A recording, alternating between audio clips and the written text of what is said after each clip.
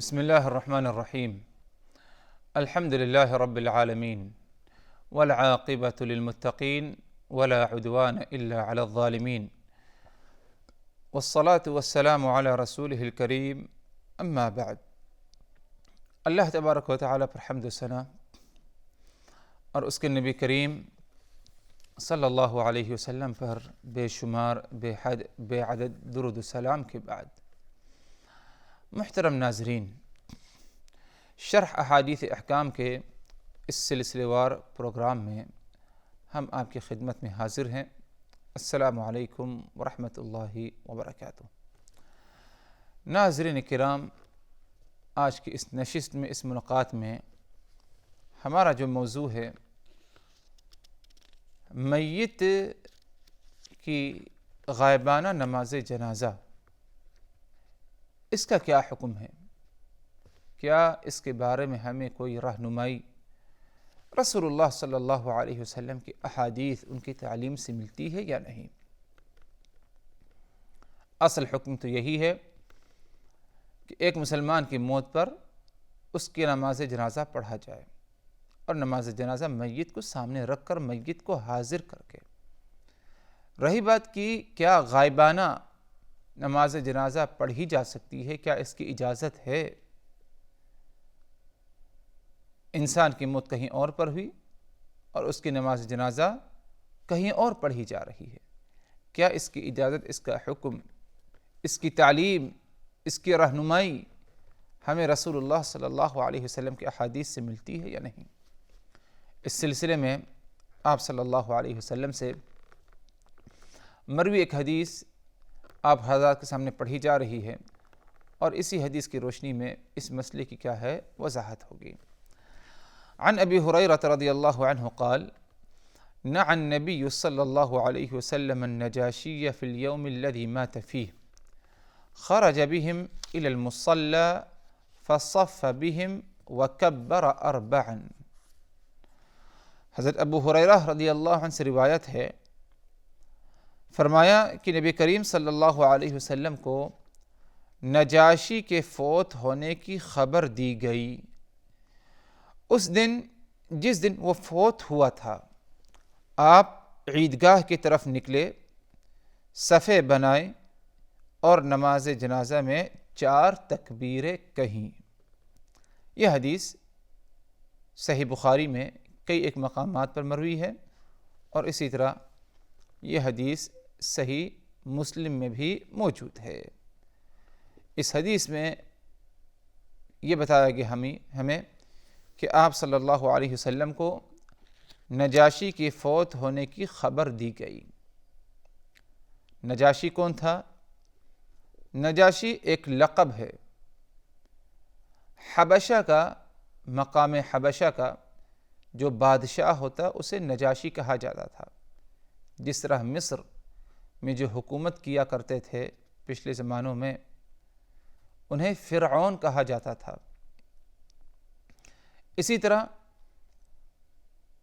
مقام حبشہ میں جس کی حکومت ہوتی، جو اقتدار پر ہوتا، بادشاہ ہوتا، اسے نجاشی کہا جاتا تھا۔ تو نجاشی سے مراد ملک حبشہ کا بادشاہ۔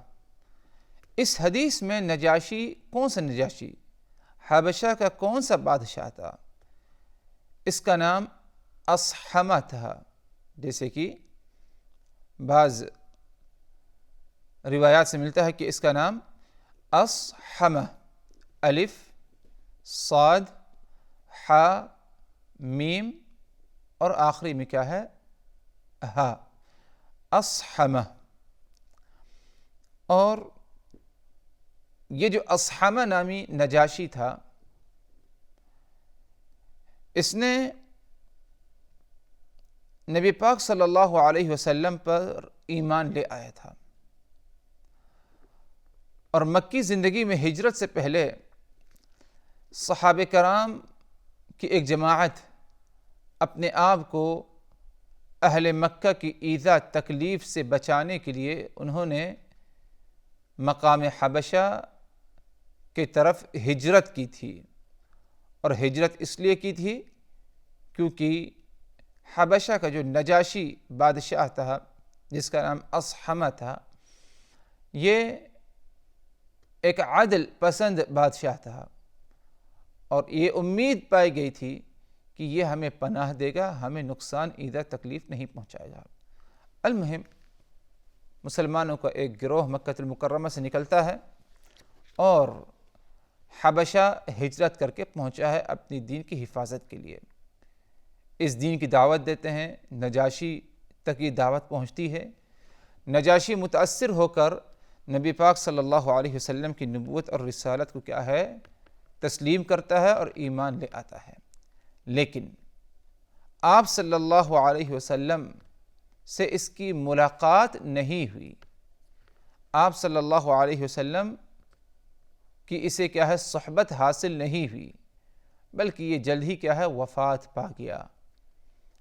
تو گویا کہ یہ ایک ناحیے سے تابعی ہوگا، کیونکہ اس نے آپ پر ایمان لایا لیکن آپ کو دیکھا نہیں، صحابہ کرام کو دیکھا تھا انہوں نے، اور اس کی وفات ماہ رجب ہجرت کے 90 سال اس کی کیا ہے وفات ہوئی۔ آپ صلی اللہ علیہ وسلم کو اس کی وفات کی خبر پہنچی اور خبر دی گئی، تو گویا کہ کسی مسلمان کے مرنے پر دوسرے مسلمانوں کو اطلاع دینا، خبر دینا، یہ ایک جائز اور صحیح عمل ہے، کیونکہ نجاشی کی وفات ہوئی تو نجاشی کی وفات پر رسول اللہ صلی اللہ علیہ وسلم کی کانوں تک اس کی خبر کیا ہے پہنچائی گئی۔ اور یہی معاملہ ہونا چاہیے کہ کسی مسلمان کی موت کو لے کر خبر کو، باتوں کو دبایا نہ جائے، بلکہ جتنا ہو سکے مسلمانوں کے درمیان بتایا جائے، خبر پہنچائی جائے، تاکہ بڑی تعداد میں مسلمان کیا ہے اس مرحوم اور میت کی نماز جنازہ میں شرکت کر سکیں، اس کے حق میں کیا ہے دعائیں مغفرت کر سکیں۔ تو اسی لیے آپ صلی اللہ علیہ وسلم کی اس کی موت پر، نجاشی کی موت پر آپ صلی اللہ علیہ وسلم کو خبر دی گئی۔ آپ کو جیسے ہی خبر ملی تو آپ نے خرج بہم الی المصلی، آپ صحابہ کرام کے ساتھ عیدگاہ کی طرف آئے، اور عیدگاہ کی طرف آنے کا مقصد کیا تھا؟ مقصد یہی ہو سکتا ہے کہ بڑی تعداد میں لوگ اس کے نماز جنازہ میں شرکت کریں گے، اور عیدگاہ میں آنے کے بعد آپ صلی اللہ علیہ وسلم نے صفیں لگائیں نماز کے لیے، اور 4 تکبیرات کہتے ہوئے آپ نے کیا ہے نماز جنازہ پڑھی۔ ادھر اگر غور کیا جائے حضرات، جب آپ صلی اللہ علیہ وسلم نے نجاشی کی نماز جنازہ پڑھائی تو نجاشی ادھر حاضر نہیں تھا، میت ادھر موجود نہیں تھی، بلکہ نجاشی کا انتقال حبشہ میں ہوا، کافی دور مدینہ المنورہ سے، لیکن اس کے باوجود آپ صلی اللہ علیہ وسلم نے غائبانہ طور پر کیا ہے اس کی نماز جنازہ پڑھائی۔ تو اس سے یہ بات ثابت ہو رہی ہے کہ غائبانہ نماز جنازہ پڑھانا اس کی مشروعیت ہے، اور رسول اللہ صلی اللہ علیہ وسلم نے کیا ہے اسے پڑھایا ہے نجاشی کی۔ اور یہی ایک واحد شخصیت ملتی ہے جس کی موت پر آپ صلی اللہ علیہ وسلم نے جنازہ غائبانہ پڑھایا تھا۔ اسی لیے اگر دیکھا جائے حضرات، اہل علم نے ادھر اس بات کو لے کر اختلاف کیا کہ کیا ہمیشہ ہر مسلمان کی موت پر جنازہ غائبانہ پڑھا جا سکتا ہے؟ اس میں علماء کرام کے کئی اقوال ہیں۔ پہلا قول یہ ہے کہ ہر ایک کے بارے میں اگر مسلمان، ہر میت کے بارے میں اگر مسلمان جنازہ غائبانہ پڑھنا چاہتے ہیں تو پڑھ سکتے ہیں۔ ایک شخص پردیس میں رہتا ہے، اس کے باپ کا یا اس کی ماں کا یا کسی اور قرابت دار کا انتقال ہوا، اس کے اپنے بھائی کا انتقال ہو گیا، اور اپنے وطن نماز جنازہ پڑھنے کے لیے نہیں پہنچ سکا، تو پردیس میں اگر وہ چاہے تو اپنے مرحوم بھائی یا جس قرابت دار کا انتقال ہوا اس کے لیے کیا ہے نماز جنازہ اس پر کیا ہے پڑھ سکتا ہے غائبانہ طور پر۔ یہ ایک علماء کا قول ہے۔ لیکن اگر دیکھا جائے تو یہ قول صحیح نہیں، مناسب نہیں۔ اگر ہر ایک کی نماز جنازہ پڑھی جانا غائبانہ جائز ہوتا تو آپ صلی اللہ علیہ وسلم سے اور بھی کچھ عمل ملے ہوتے، نجاشی کے علاوہ بھی آپ پڑھے ہوتے، لیکن صرف نجاشی ہی سے متعلق اس مسئلے میں کیا ہے، آپ صلی اللہ علیہ وسلم سے رہنمائی ملتی ہے۔ تو اسی لیے اس قول پر عمل کرنا یہ مناسب نہیں ہوگا۔ دوسرا قول یہ ہے کہ عظیم ہستیاں، بڑی شخصیات جو ہوں، جن کا مسلمانوں پر اثر ہو اور ان کی طرف سے مسلمانوں پر احسانات ہوں، ان کے حق میں کیا ہے، نماز جنازہ غائبانہ پڑھی جائے۔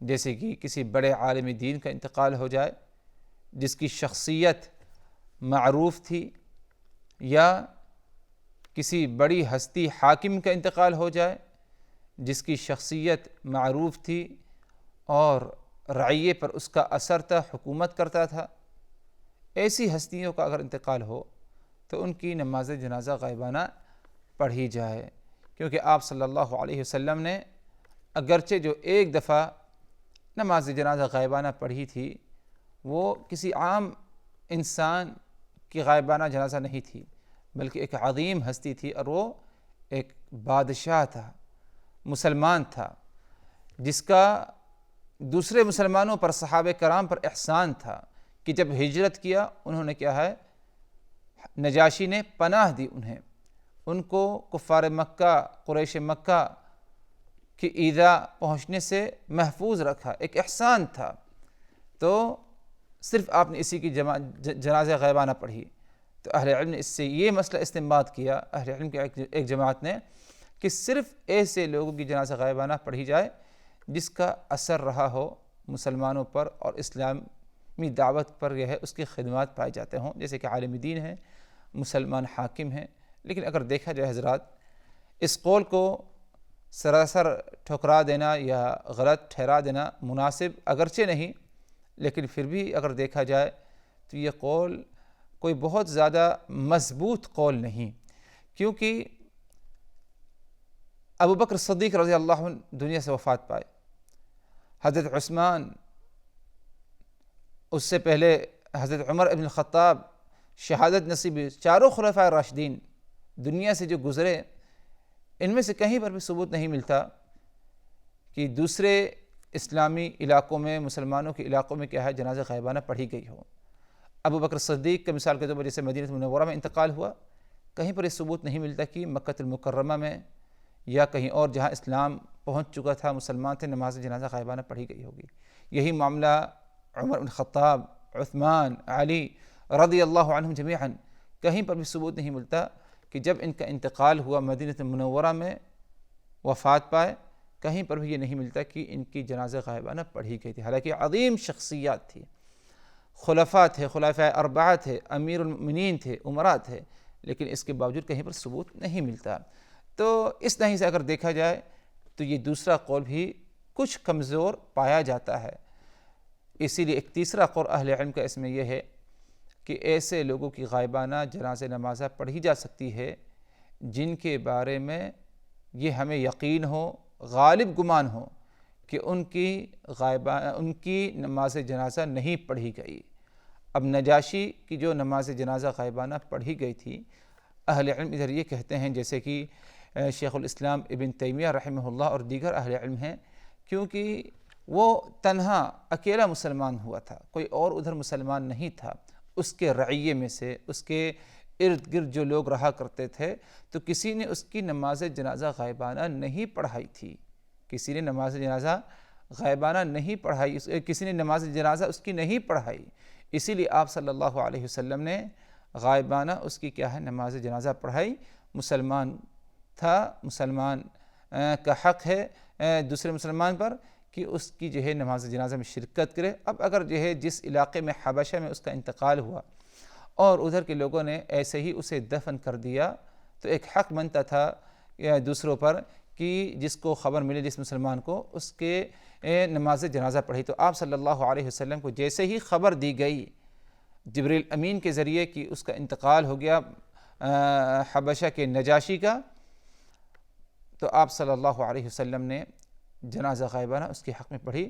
تو یہ بھی ایک تیسرا قول ہے۔ تو غالباً جہاں پر اگر غور کیا جائے ان تینوں اقوال پر، تو تیسرا قول زیادہ صحیح، زیادہ راجح لگتا ہے۔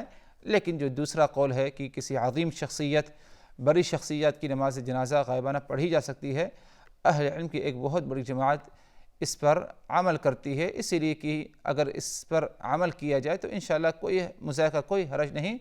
لیکن جہاں تک معاملہ ہے کہ ہر مسلمان کے انتقال پر غائبانہ نماز جنازہ پڑھی جائے، تو یہ قول کیا ہے، بہت ہی زیادہ کیا ہے بنسبت دوسرے دو اقوال کے کیا ہے ضعیف لگ رہا ہے، واللہ اعلم۔